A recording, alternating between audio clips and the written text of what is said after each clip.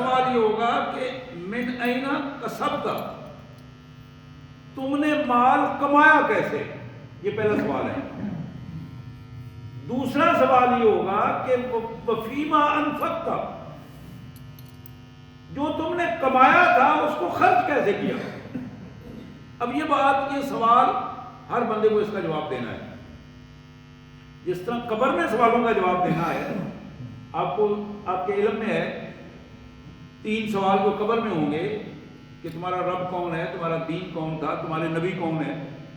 ان 3 سوالوں کا جواب تو قبر کے اندر ہوگا، لیکن جب قبر سے حشر کے دن اٹھے گا، اٹھنے کے ساتھ ہی اللہ کے رسول صلی اللہ علیہ وسلم نے فرمایا کہ 5 سوال ایسے ہیں کہ جن کا وہاں جواب دینا ہے۔ یہ وہ سٹیپ بائی سٹیپ معاملہ ہے، جیسے جیسے مرحلہ بدلتا چلا جائے گا اس انداز میں امتحانات بھی بدلتے چلے جائیں گے، سوالات بدلتے چلے جائیں گے اور اس ترتیب کے ساتھ آگے بڑھیں گے۔ تو وہاں جو 5 سوال ہیں ان میں 2 سوال آج میں جو اس کا تذکرہ کر رہا ہوں۔ پہلی بات یہ ہے کہ تم نے مال کمایا کیسے، یہ بڑی اہم بات ہے۔ دوسری بات یہ ہے کہ مال خرچ کیسے کیا۔ کمانے میں 2 پہلو ہیں، ایک یہ ہے کہ رزق حلال کی کوشش کی جائے، دوسرا یہ ہے کہ اسے طیب بنایا جائے، پاکیزہ بنایا جائے، حلال بھی ہو اور پاک بھی ہو۔ اللہ تعالیٰ نے یہ وعدہ کیا ہے کہ میں اپنے بندوں کو جو رزق دیتا ہوں، جس چیز کو میں نے ان کے لیے جائز قرار دیا ہے، وہ رزق حلال ہے اور رزق طیب ہے۔ یہ بڑی اہم بات ہے۔ رزق حلال کا مطلب یہ ہے کہ بندہ جب کمانے کے لیے اپنے گھر سے نکلتا ہے تو اللہ سے دعا کر کے نکلتا ہے کہ یا اللہ مجھے حرام رزق سے بچانا۔ اور یہ دعا جو ہے، اگر اس کو 3 پہلوؤں پہ دعا کو اگر ذہن میں رکھے، ہر روز بلا ناغہ صبح کی نماز کے وقت یہ دعا کرے کہ یا اللہ مجھے حرام سوچ سے بچانا، مجھے حرام خوری سے بچانا، حرام کھانے سے بچانا، حرام کمائی سے بچانا، حرام عمل سے مجھے بچانا۔ اب یہ حرام کی جتنی اقسام ہیں، اگر آدمی صبح صبح اللہ کے حضور اس کی درخواست کرتا ہے کہ میرے مالک میں تیری پناہ میں آتا ہوں، میری سوچ میں کوئی حرام کام نہ آئے، کوئی حرام سوچ نہ بنے، میری کسی بھی سطح پر میرا کوئی کام حرام حوالے سے نہ ہو، کسی بھی سطح پر میرا کھانا حرام کا نہ ہو جو میرے اندر جا رہا ہے، کوئی لقمہ حرام کا نہ جائے میرے اور میرے بچوں کے لیے جو میں کما رہا ہوں، وہ حرام کی کیفیت نہ بنے۔ ایک تو یہ پہلو ہے، اور اس پہلو کے حوالے سے جہاں قرآن مجید میں بہت ساری چیزیں آئیں، وہاں اللہ کے رسول صلی اللہ علیہ وسلم نے فرمایا لا يدخل الجنہ جسد الذی غذی بالحرام، وہ جسم جنت میں داخل نہیں ہو سکے گا جو حرام مال سے پلا ہو۔ لا يدخل الجنہ جسد الذی غذی بالحرام، جو حرام مال سے پلا ہے وہ جسم جنت میں نہیں جائے گا۔ اسی طرح محمد کریم صلی اللہ علیہ وسلم نے فرمایا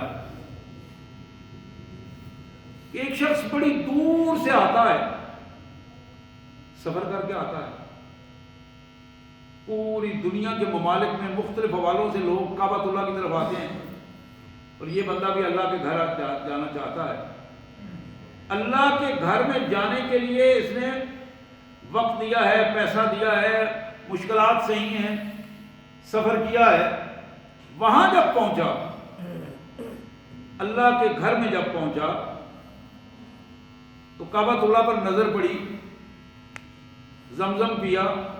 اب یہ وہ موقع ہے، حضور نے فرمایا کہ جب کعبۃ اللہ پر پہلی نظر پڑتی ہے، زمزم پیتا ہے بندہ، تو اللہ کے حضور ہاتھ اٹھا کے دعا کرے وہ دعا اللہ کے رسول نے فرمایا رد نہیں کی جاتی. لیکن اس حدیث میں اللہ کے رسول صلی اللہ علیہ وسلم نے بالکل اس کے برعکس ارشاد فرمایا. آپ نے فرمایا کہ ایک بندہ بڑی دور سے آیا ہے, بڑا سفر کر کے آیا ہے, دور سے آیا, سفر کر کے آیا, پریشان ہو کے آیا, کپڑے اس کے گندے ہو گئے ہیں, بال میں وہ گرد و غبار سے ہٹے ہوئے ہیں. یہ وہ دور تھا جب سواریوں پہ سفر, پیدل سفر لوگ کر کے آتے تھے. اب حضور صلی اللہ علیہ وسلم نے فرمایا کہ اتنی محنت کر کے جب اللہ کے گھر میں آیا ہے, اللہ کے گھر میں آ کر اللہ کے گھر کو دیکھا, زمزم پیا, ہاتھ اٹھائے اور عرض کی یا رب میرے مالک مجھے معاف کر دے, یا اللہ مجھے معاف کر دے. یہ دعا کے لیے جب اس نے ہاتھ اٹھایا اور زبان اس کی دعا کر رہی ہے, حضور فرماتے ہیں فَأَنَّا يُسْتَجَابُ, اس کی دعا کیسے قبول ہوگی, کیوں قبول ہوگی؟ اب اس کے آگے 3 جملے آپ نے ارشاد فرمائے. فَأَنَّا يُسْتَجَابُ, دعا کیسے قبول ہوگی, کیوں قبول ہوگی؟ مطعمہ حرام, اس کا کھانا حرام کا ہے.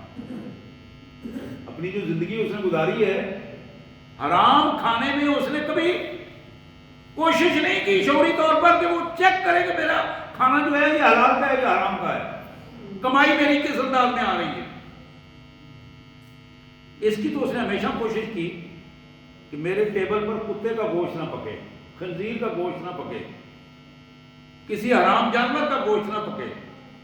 لیکن حرام کمائی سے فش تلی ہوئی اس کے سامنے آئے وہ حلال ہے, اس کے لیے وہ کوئی پریشانی والی بات نہیں. حرام کما کے اگر اس نے بکرے کا گوشت روسٹ کر کے رکھا ہوا ہے, وہ لیگ پیس اس کے لیے بہت اچھے ہیں, مرغ کا گوشت بہت اچھا ہے, وہ حلال ہے. یہ وہ بنیادی فرق ہے سوچ کا, جس فرق کی وجہ سے حلال و حرام کی تمیز اس کے اندر ختم ہو گئی. حضور نے فرمایا مطعمہ حرام, اس کا کھانا پینا حرام کا تھا. اب وہ جو کھانا پینا حرام کا تھا, اس حرام کھانے پینے کے ساتھ وہ اللہ کے حضور آگے دعا کر رہا ہے, تو اللہ تعالیٰ اس دعا کو کیسے قبول کرے گا؟ پھر فرمایا مشرب حرام, اس کا پینا حرام ہے. وہ غذی بالحرام, اس کا جسم حرام سے پلا ہے.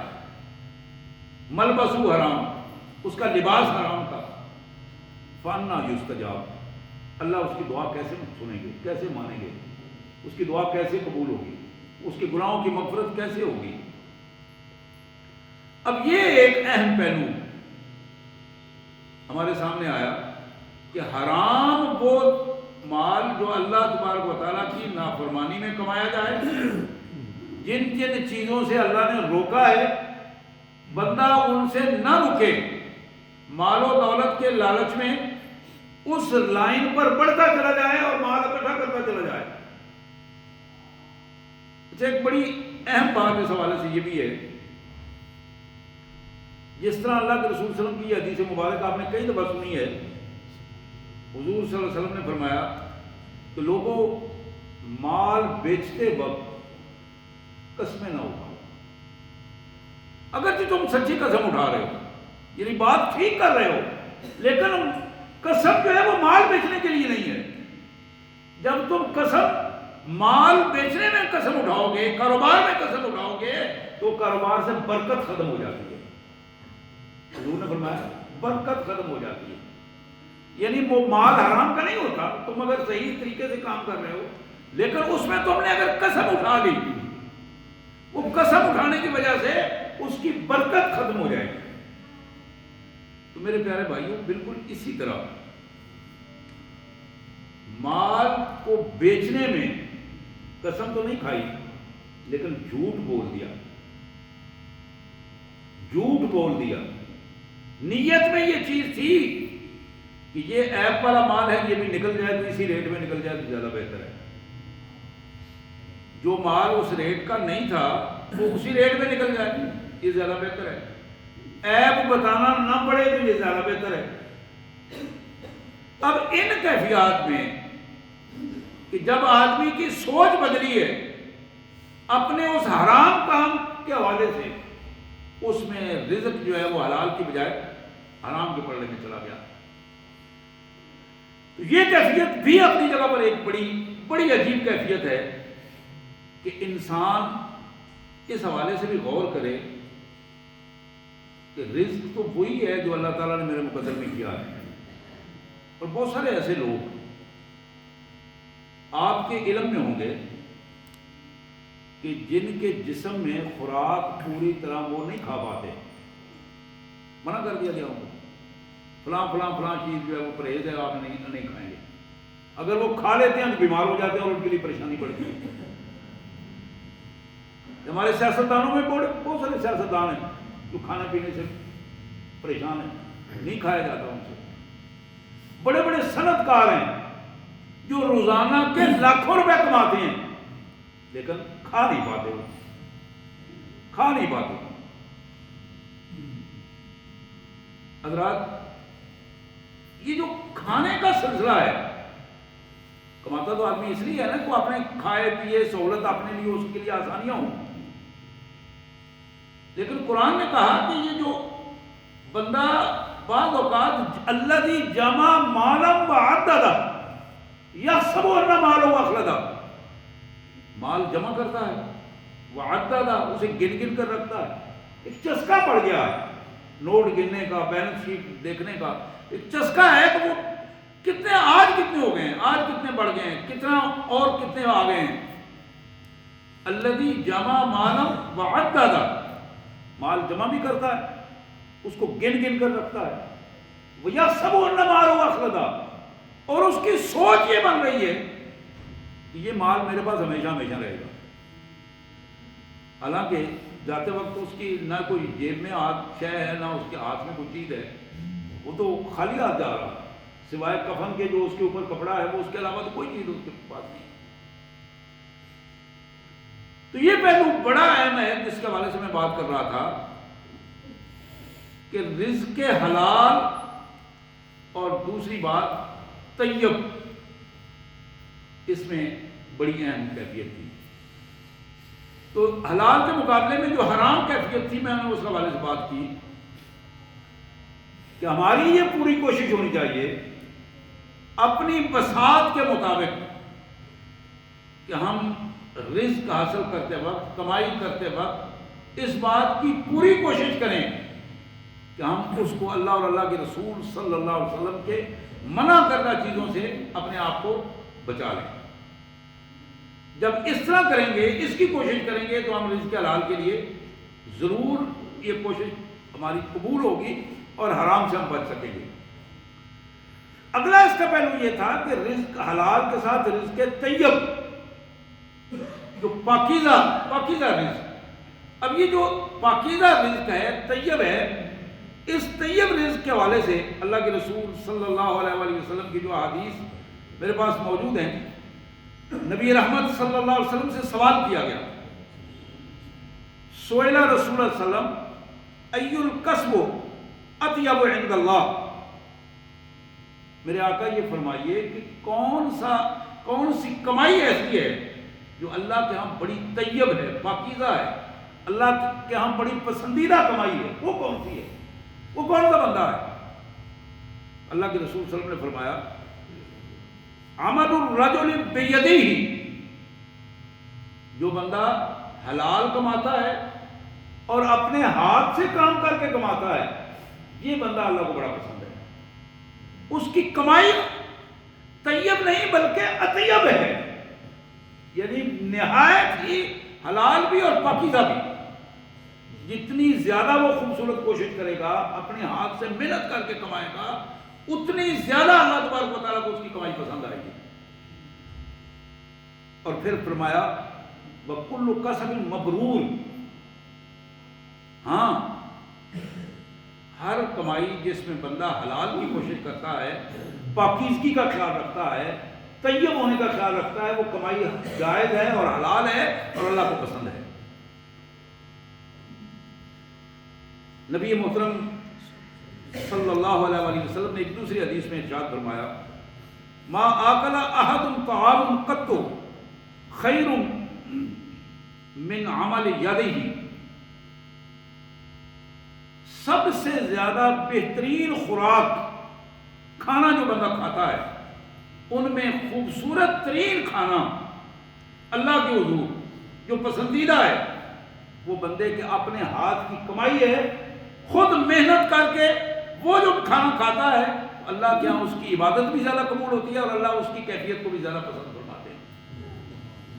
اور پھر آپ نے فرمایا لوگوں وَإِنَّ نبی اللہ داؤد علیہ السلام، اللہ کے نبی جناب داؤد علیہ السلام یعمل کان یاکل من عمل یدیہ، اپنے ہاتھ سے کام کر کے اس سے وہ روٹی کھانا کھاتے تھے اور اس سے وہ کمائی کر کے اس سے ان کی کمائی کی پوزیشن ہوتی تھی۔ پھر اللہ کے رسول صلی اللہ علیہ وسلم نے فرمایا، ابن ماجہ کی یہ روایت ہے، پہلی الفاظ بخاری کے تھے، یہ ابن ماجہ کے الفاظ ہیں، ما کسب الرجل کسبا اطیب من عمل یدیہ، اللہ کے ہاں سب سے طیب رزق، پاکیزہ رزق، خوبصورت رزق اس سے بڑھ کر نہیں ہے کہ ایک آدمی اپنے ہاتھ سے کمائے اور ہاتھ کی کمائی اپنے خود بھی کھائے اور اپنے اللہ کے حضور سے پیش بھی کرے۔ یہ رزق جو ہے اللہ کو بہت زیادہ پسند ہے اور یہ اس بندے کا عمل اللہ تعالیٰ کو بہت زیادہ پسند ہے۔ اور پھر اس پہ آگے اگلا جملہ ہے، حضور نے ارشاد فرمایا وما انفق الرجل على نفسه وأهله وولده وخادمه فهو صدقہ۔ اب یہ جو ہاتھ سے کماتا ہے بندہ، اپنی کمائی میں محنت کرتا ہے، پسینہ بہاتا ہے، وقت لگاتا ہے، مشقت کرتا ہے، آپ نے فرمایا کہ یہ بندہ اپنے اوپر خرچ کرے، انفق علی نفسہ، اپنے اوپر خرچ کرتا ہے، وأہلہ، اپنی بیوی کے اوپر خرچ کرتا ہے، اس کی ضرورتیں پوری کرتا ہے، وولدہ، اپنے بچوں کی ضرورتیں پوری کرتا ہے، اپنے والدین کی ضرورتیں پوری کرتا ہے، وخادمہ، اپنے ملازمین کو اس میں سے کھلاتا ہے، اپنے ملازمین کو کھلاتا ہے، ان کی ضرورتیں پوری کرتا ہے۔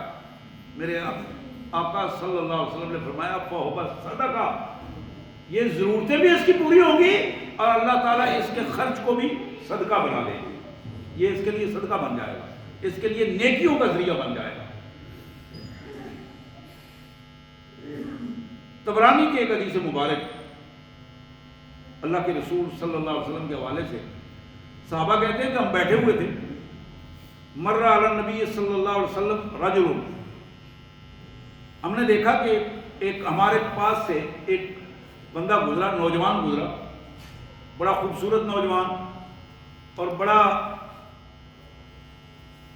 تیزی سے چلنے والا اور تیزی سے کام کرنے والا، خوبصورت جسم اور خوبصورت اس کا عمل، دیکھنے پہ ہمیں سب کو بڑا خوبصورت محسوس ہوا۔ کہتے ہیں کہ ہم نے عرض کیا فقالوا یا رسول اللہ لو کان ھذا فی سبیل اللہ، یہ جو خوبصورت نوجوان ہے، خوبصورت چال ڈھال والا، خوبصورت جسم والا، کاش کہ اللہ کی راہ میں اپنی یہ ساری صلاحیتیں صرف کرتا، یعنی جہاد کے میدان میں نکلتا۔ تو میرے پیارے آقا صلی اللہ علیہ وآلہ وسلم نے ارشاد فرمایا، حضور نے فرمایا ان کان خرج یسعى علی ولدہ صغارا فهو فی سبیل اللہ۔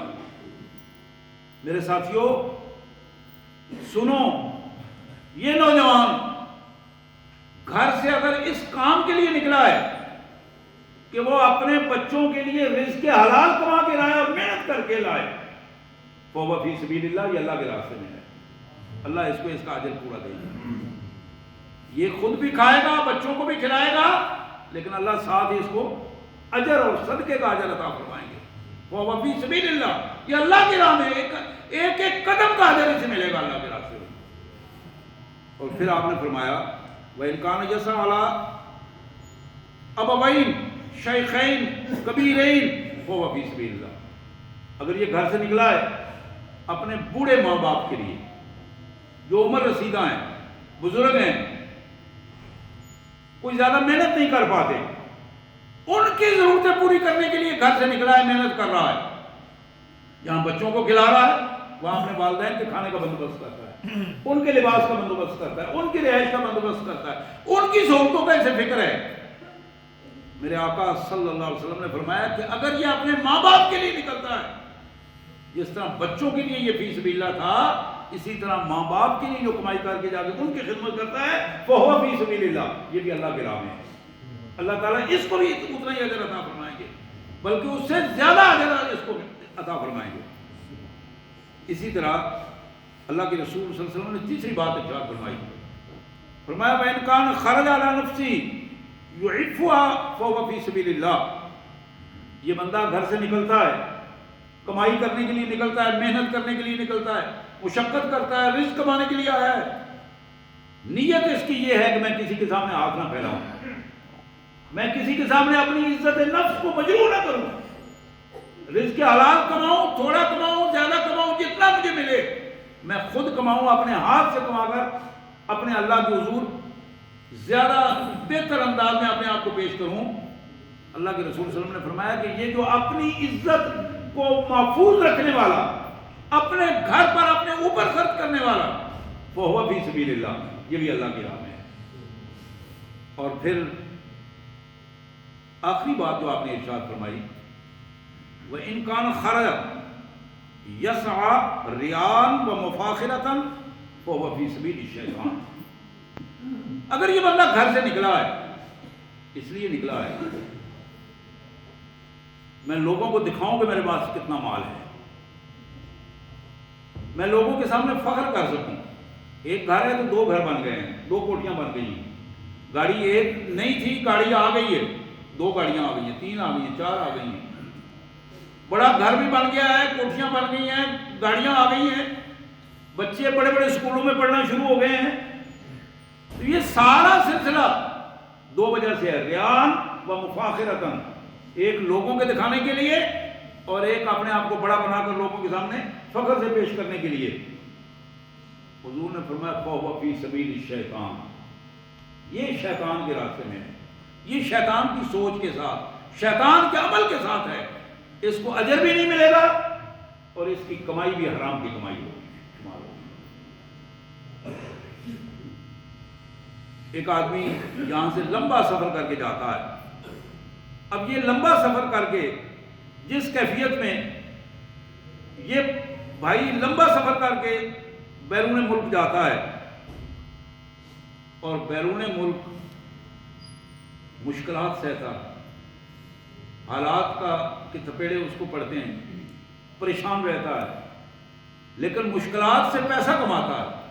اب وہاں بھی وہی پوزیشن ہے، اگر اس کے ذہن میں یہ ہے کہ میں کسی کے سامنے ہاتھ نہیں پھیلاؤں گا، میں اللہ کی رضا کے لیے، اللہ کے حکم کے خلاف نہیں، اللہ کی مرضی کے مطابق کماؤں گا، میں اپنے والدین پہ خرچ کروں گا، اپنی بیوی بچوں پہ خرچ کروں گا، ان کو کسی کا محتاج نہیں بننے دوں گا، رزق حلال کی کوشش کرتا ہے اور اللہ اور اللہ کے رسول کے احکامات کی پابندی کرتا ہے، وہ باہر بیٹھا ہوا ہے، اللہ تعالیٰ ایک ایک سانس کے ساتھ، ایک ایک قدم کے ساتھ اس کو فی سبیل اللہ کا اجر عطا فرمائیں گے۔ لیکن وہاں جا کے سوچ اس کی جاتے دفعہ بھی یہ ہے، وہاں بھی یہ ہے، آتے دفعہ بھی یہ ہے کہ میں مال کما کے لے جاؤں گا، بڑا گھر بناؤں گا، بڑی گاڑیاں لوں گا، میں اپنے شریکوں کو یہ دکھاؤں گا کہ میرے پاس کتنا مال ہے، سامنے والوں کو دکھاؤں گا کہ تم نے کوٹھی بنائی ہے، میری کوٹھی ذرا دیکھو کتنی ہے، تمہارے پاس گھر میں گاڑی فلانی ہے، میرے پاس لیٹسٹ ماڈل پہنچی ہوئی ہے۔ یہ وہ ساری چیزیں ہیں جو شیطانی اعمال کے حوالے سے جہاں جہاں بھی کار فرما ہوگی وہاں ہی فی سبیل الشیطان کا سرٹیفکیٹ اسے ملے گا۔ اسی طرح ایک بڑی اہم بات جو اللہ کے پیارے رسول صلی اللہ علیہ وسلم نے ارشاد فرمائی، ابو داؤد کی روایت، سنن ابو داؤد سیاستہ کی بڑی معروف کتاب ہے، میرے آقا صلی اللہ علیہ وسلم نے فرمایا اللہم بارک لی امتی فی بکورہا، یا اللہ میری امت کے وہ لوگ جو صبح سویرے نماز کے بعد اپنے کاروباروں کے لیے نکل کھڑے ہوتے ہیں ان کو برکتیں عطا فرما، برکتیں عطا فرما، یہ بڑی اہم بات ہے۔ جو سو رہے ہیں ان کے لیے برکتوں کی بات نہیں ہے، جنہوں نے نماز نہیں پڑھی، نماز لیٹ پڑھی ہے، پڑھ کے پھر وہیں سو گئے ہیں، ان کے لیے برکتوں والی بات نہیں ہے. برکتوں والی بات کس کی ہے؟ جو وقت پہ اٹھے ہیں. بکور کہتے ہیں صبح سویرے، صبح صادق کی بات ہے. صبح صادق جب پاؤں اٹھتی ہے، آدمی نماز کے لیے تیاری کرتا ہے، اٹھتا ہے. اللہ کے رسول صلی اللہ علیہ وسلم نے اس بندے کے لیے برکت کی دعا کی ہے.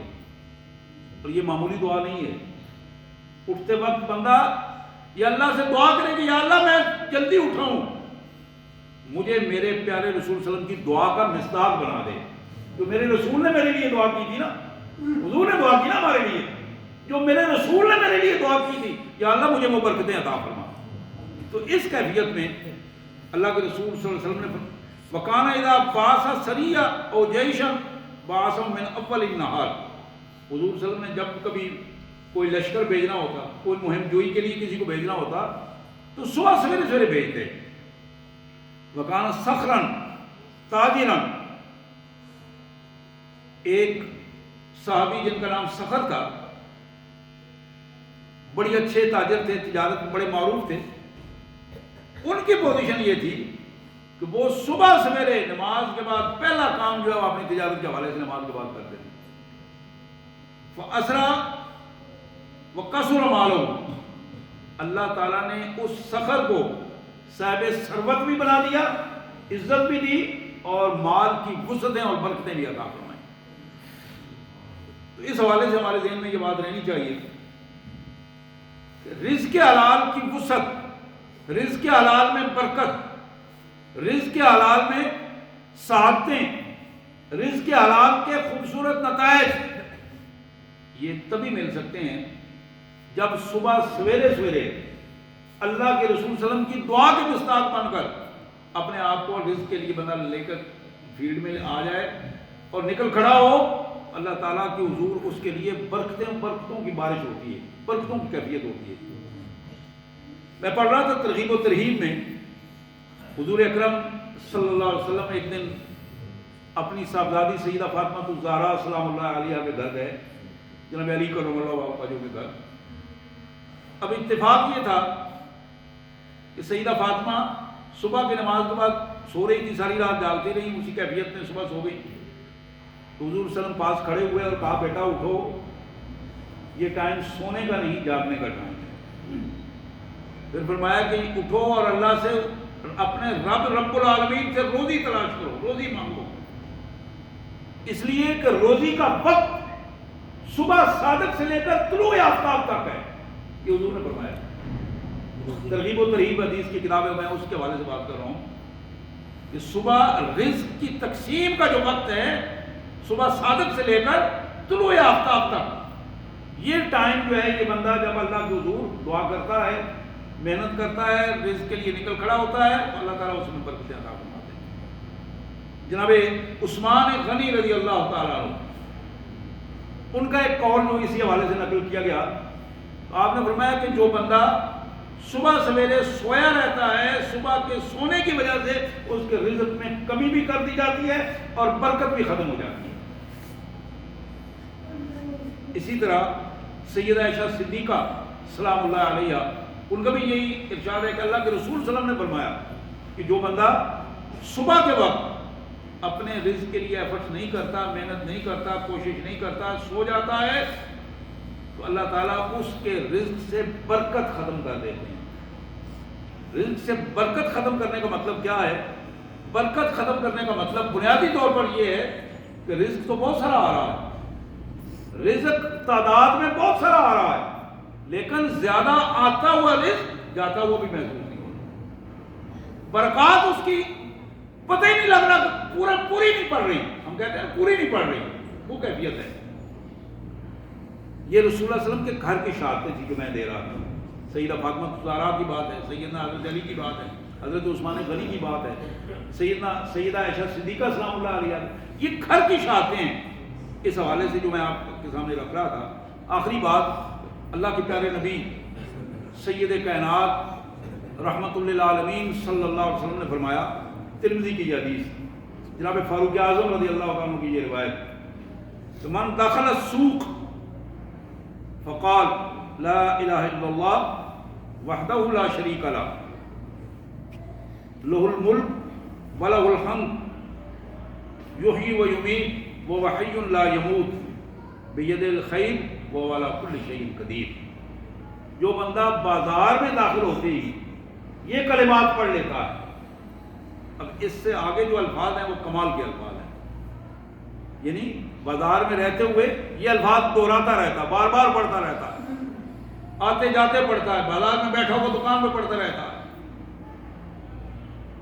حضور نے فرمایا کتب اللہ لہ الف الف حسنہ، اللہ تعالیٰ اسے 1,00,000 نیکیاں عطا فرمائیں گے. بعض نے اس کا ترجمہ 10 لاکھ کیا ہے. وَمَحَا عَنْهُ أَلْفَ أَلْفَ السَّيِّئَةِ، 1,00,000 اس کے گناہ معاف کر دیے جائیں گے. وَرَفَعَ لَهُ أَلْفَ أَلْفَ درجہ، اور اللہ تعالیٰ 1,00,000 درجات اس کے بلند فرما دیں گے. لیکن یہ کام تبھی ہوگا جب ایک بندہ شعوری طور پر ان الفاظ کو پڑھتا ہے، اس کو پتہ ہوگا میں کیا پڑھ رہا ہوں. آنکھیں بند کر کے بے ہوشی کے ساتھ الفاظ پڑھنے سے پھیلا نہیں ہے. اب وہ کیا پڑھ رہا ہے؟ لا الہ الا اللہ وحدہ لا شریک لہ لہ الملک ولہ الحمد. اللہ کے علاوہ کوئی طاقتور نہیں، اللہ کے علاوہ کوئی الہ نہیں ہے. رزق دینے والا، عزت دینے والا وہ وحدہ لا شریک ہے. حکومت اسی کی ہے، لہ الملک، حکومت اس کا، اختیار اس کا، حکمرانی اس کی، وَلَهُ الْحَمْدُ، تعریف بھی اس کی. یحیی و یمیت، وہی زندہ ہے اور زندگی عطا کرتا ہے. وہی موت بھی اسی کے اختیار میں ہے. وہ حی لا یموت، وہ زندہ ہے، موت کا تصور وہاں موجود نہیں ہے. بید الخیر، خیر سارا کا سارا، بلائی ساری کی ساری، رزق کا سارا اختیار اس کے قبضہ قدرت میں ہے. وہ والا کل شیء قدیر. اب اس تصور کے ساتھ کہ ہر چیز پر قادر، گرفت اس کی ہے، قدرت اس کی ہے، اس تصور کے ساتھ جو بندہ یہ کلمات پڑھتا ہے، اور بازار میں خاص کر جو بھائی وہاں کاروبار کرتے ہیں، جن کی دکانیں ہیں، جنہوں نے چلنا پھرنا ہے، بازار میں گلیوں میں آنا جانا ہے، گھر سے نکلتے وقت ان کلمات کو اپنا ورد بنائیں اس شعور کے ساتھ. لا الہ الا اللہ وحدہ لا شریک لہ لہ الملک ولہ الحمد یحیی و یمیت وہو حی لا یموت بیدہ الخیر وہو علی کل شیء قدیر. ان کلمات کو بار بار اپنے زبان پہ لائیں اور شعوری طور پر پڑھیں.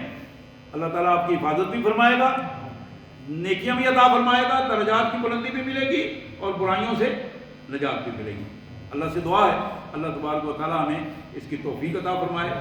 انشاءاللہ اگلی دفعہ جو ہمارا موضوع ہوگا وہ اسی حوالے سے ہوگا